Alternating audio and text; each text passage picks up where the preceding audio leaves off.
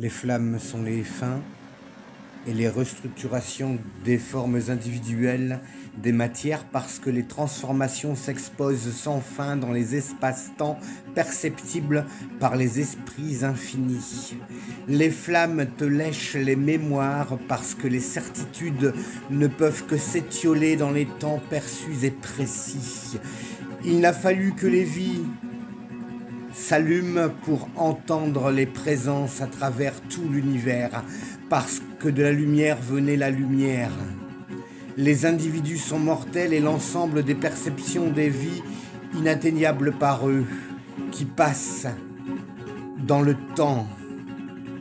Au-delà du temps, plus loin que tes regards ultra-conscients, en dehors de lui, affranchis de toute puissance sur toi, dans la nuit infinie, avec les yeux fixés et affamés d'inconnus et d'aventures, lorsque tes incertitudes auront franchi les volontés des êtres les plus anciens et puissants, plus longtemps que les chaînes des Alpes, parce que la lumière, c'est de l'amour. Avant que notre soleil inonde nos esprits d'éternité, lorsqu'il préviendra de sa disparition, nous égaliserons les frontières à grands coups de méditation subliminale pour que Dieu nous réponde enfin clairement à notre première question. Que le mystérieux chacal bleu du premier fleuve sacré entende nos prières. Que la terre tienne sous nos pieds. Les vents stellaires d'hier éteindront toute prétention de ta part, tout orgueil, toute vanité, tout déni à croire à la survie de la matière dans l'espace à traverser, dans la raison à dépasser, dans l'amour à franchir pour toucher l'immortalité. Les vides interstellaires qui nous entourent de tous côtés nous seront-ils encore infranchissable longtemps? Quand et comment notre technologie nous sortira, nous arrachera-t-elle à notre planète natale? Tu veux vraiment un poème sur la frontière, monsieur du ministère? Mon pote Charles Baudelaire m'a depuis bien longtemps susurré à mon âme. J'ai vu des printemps fabuleux en hiver.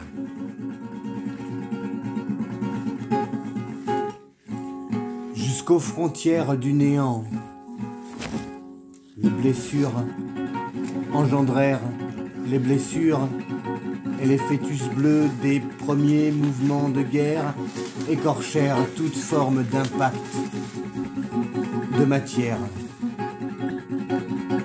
sur les sensations futiles des vivants. Plus loin qu'au bout du chemin précis de ta lumière, dans les signes perceptibles des étoiles rouges qui palpitent dans le vide mystérieux de l'espace, bien après le plus lointain et fossilisé passé, par-delà l'espace le plus profond et le temps le plus indéfini, avec tous les échos de toutes les mémoires, de tous les êtres d'eau pensants qui existent et existeront un jour ou l'autre. Je suis une énergie.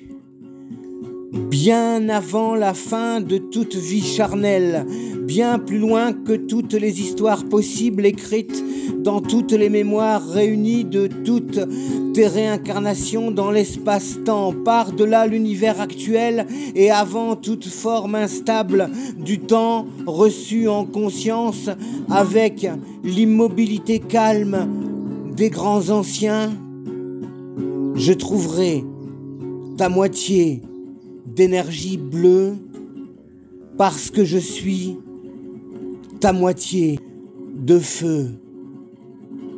Après que le ciel d'ici soit rendu méconnaissable par le temps qui passe et avant que les océans atteignent l'infini du désir pour enfanter la vie, je te connaîtrai esprit dans l'esprit pour en finir avec l'espace imprévu et m'ouvrir la troisième vue.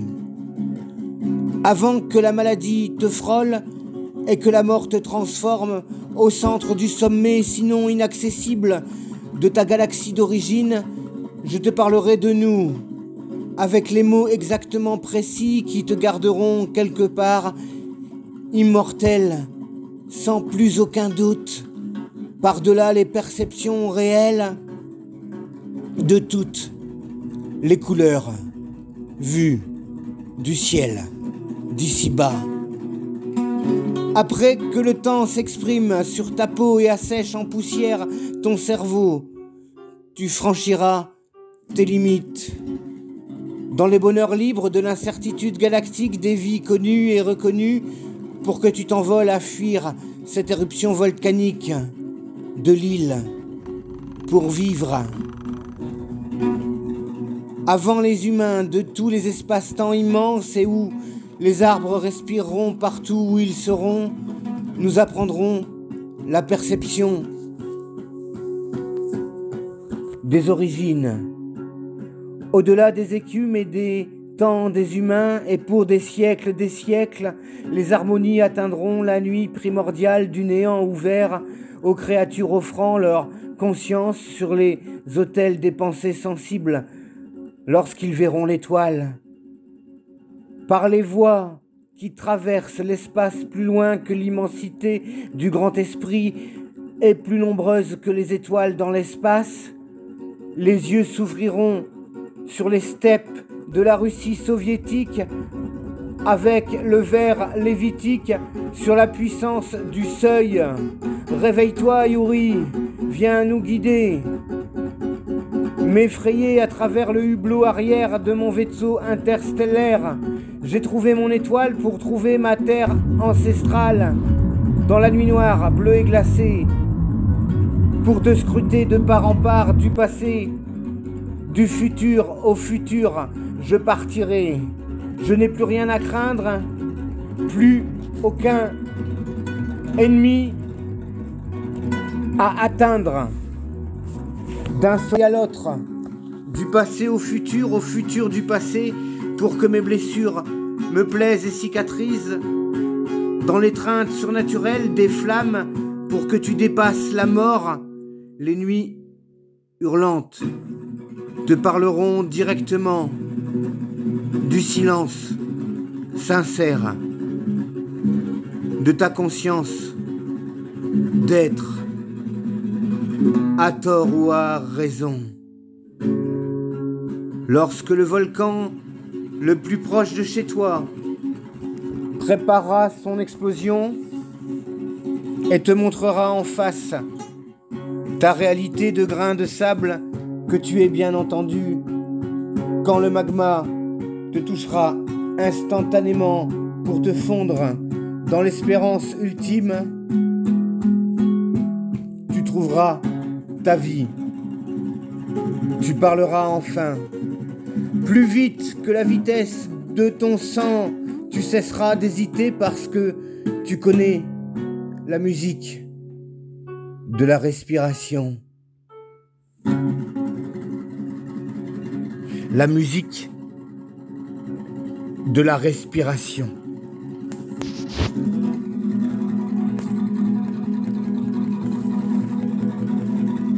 Tu te souviens, il y avait de la poussière dans l'instant de l'irrémédiable. Qu'est-ce que tu as à faire? Qu'est-ce que tu as à dire? Tu devrais en finir avec les peurs et les regrets.